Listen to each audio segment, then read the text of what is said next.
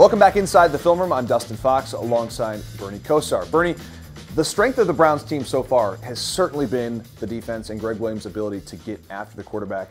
You got to love the aggressive nature that this defense is playing with right now. Yeah, to see the evolution of the defense, the aggressiveness of the defense. And again, the Greg Williams defenses over history, over time, have tended to get pressure with big blitzes, bringing lots of different guys from different angles. He's still not letting us down in doing some of that, but music to our ears is, I think, the fact that we're able to get such great pressure just rushing 3 and 4 guys with the Myles Garrett effect. Yeah, no doubt about it. Someone we're going to highlight here specifically is Larry Ogunjobi, who is really kind of coming into his own here in his second season.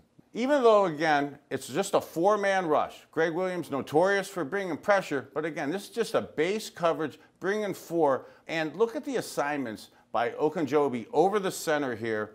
The Saints know where Myles Garrett is, to the bottom of your screen, over the left tackle. Even Joe Schobert going to the left side of Ogunjobi into the A-gap by the right guard. That's going to have the Saints' offensive line almost exclusively having the 2 guys on Myles Garrett. That almost solidifies that up the middle of the pocket, Larry Ogunjobi is going to be single blocked. Not that we're sacrificing Myles Garrett, but they know he's going to get the double team.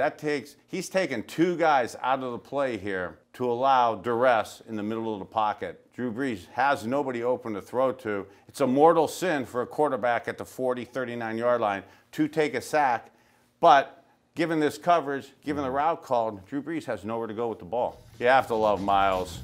Even with a strong double team like that, he still gets home. He's still home.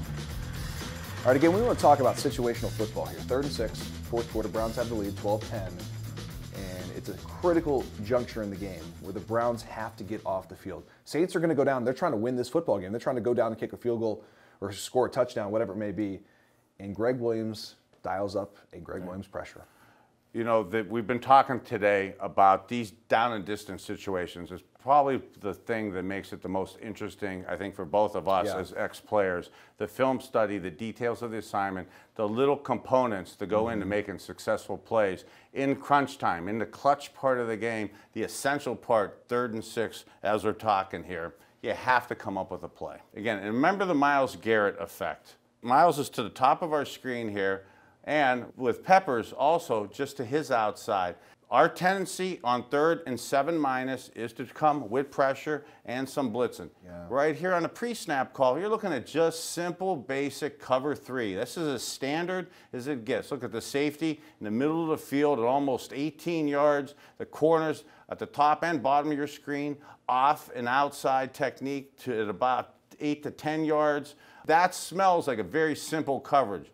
Drew Brees knows odds are it's not going to be cover 3, and Greg disguises a lot of these blitzes. Even with Drew, with that type of knowledge of it, still isn't able to get the protection set, probably anticipating a blitz. And look at the Saints, put so much effort into Myles Garrett that Carey comes completely free. And look at the sophistication and details of this blitz. And anytime you let a defensive back come on block like this, you're going to get typically these results. All right, so some positive plays from the defense, things that you can build on. Bernie, I hate to jump the gun here, but I think this team's going to rely on their defense as we go throughout this year.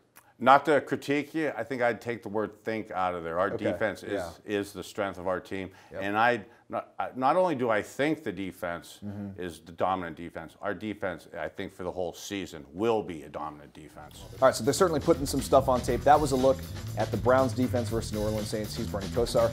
I'm Dustin Fox. We'll see you next time.